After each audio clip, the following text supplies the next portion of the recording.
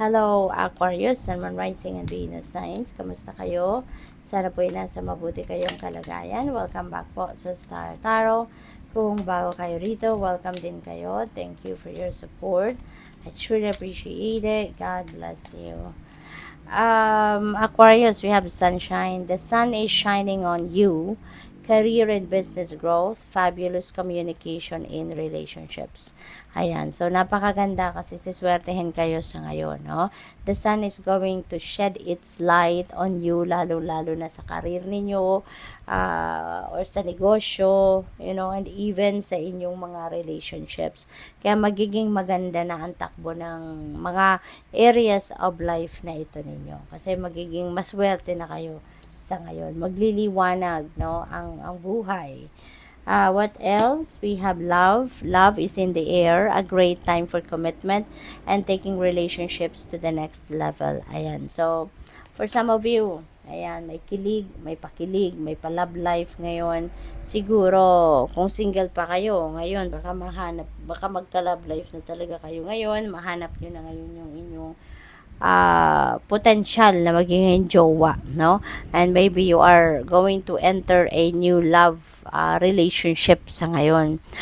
For those of you naman na nasa dati ng may existing relationship na, maaaring sa ngayon also baka meron ng pag-level up, no, ng inyong relationship.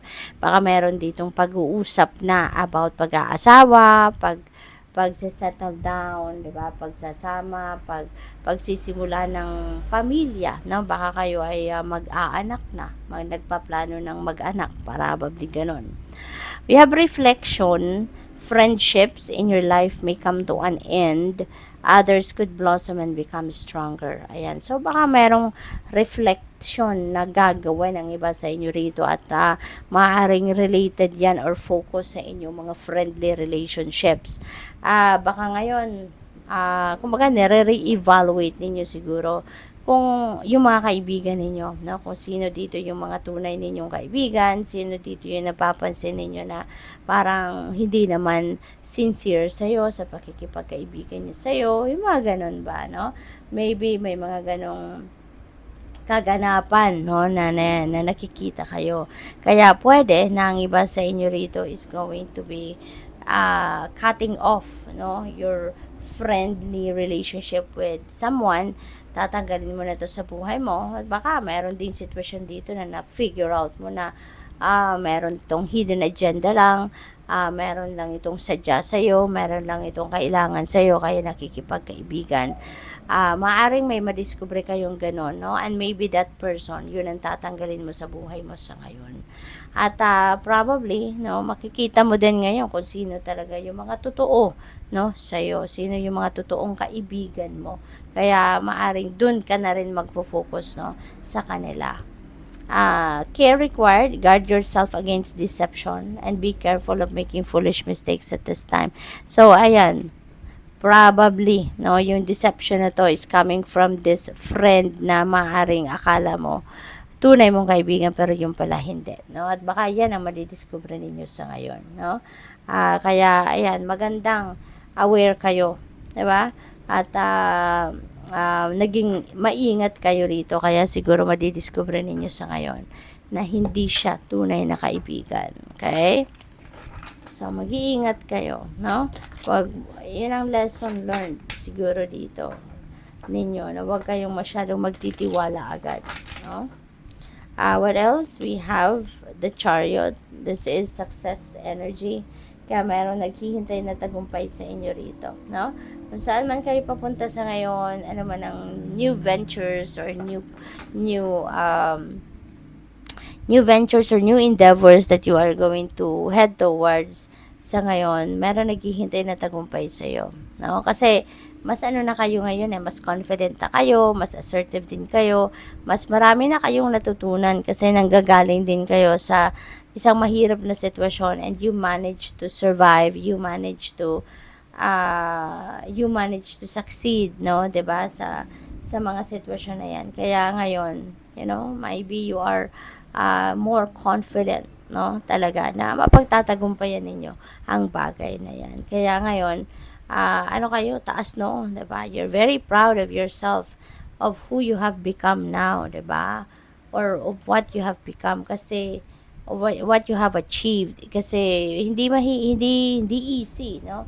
Hindi easy ang pinagdaanan ninyo sa buhay ninyo in the past. Kaya ngayon, na napagtagumpayan ninyo ang mga mahirap na sitwasyon sa buhay, kahit ano man ang suungin ninyong sitwasyon sa ngayon, parang hindi nyo na yan iindahin, hindi kayo paghihinaan ng loob, kasi marami na kayong napagtagumpayan na mga mahirap na sitwasyon sa buhay. We have Three of Cups. Ayan. So, Three of Cups is a celebratory energy. Okay? So, merong mga selebrasyon na nagagawin ang iba sa inyo. Sa ngayon, pwedeng reunion ito, pwedeng family reunion, pwedeng reunion ng magkakaklase, magkakatrabaho dati, yung gano'n. So, merong pagtitipon, merong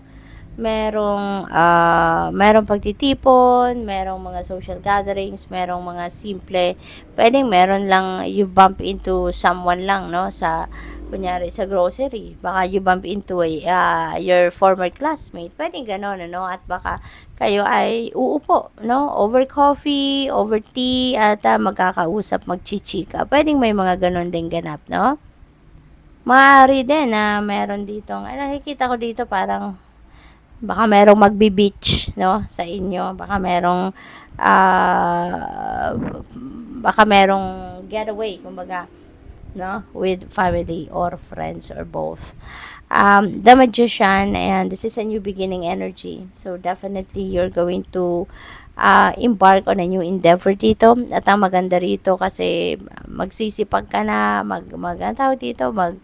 magpupursigi ka na, kasi maaaring for the longest time meron na kayong plano regarding sa mga dreams ninyo. Gusto nyo nang simulang gawin ang mga bagay-bagay na makakatulong sa iyo na ma-accomplish ninyo kung ano man ang mga plans ninyo, mga ganon. At siguro napipigilan lang kayo dati, 'di ba? Kasi for whatever reason, baka kulang ng resources, baka sa tingin ninyo hindi pa yun ang tamang panahon, no? Kung ano man ang rason, pero kaya napipigilan kayong mag-take action. Pero ngayon, parang maiiba na, no? There is a change of energy, kasi maybe you are going to recognize now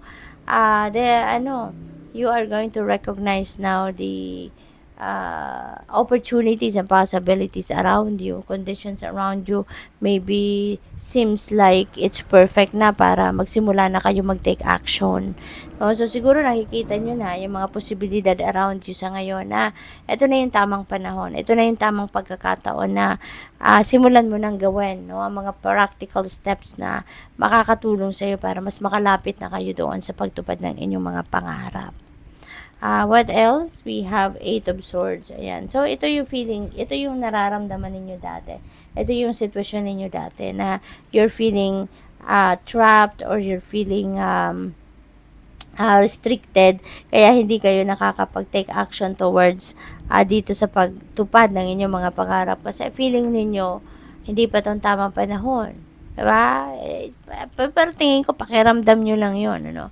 Pakiramdam nyo lang yun, not necessarily na talagang yun ang nangyayari, yun ang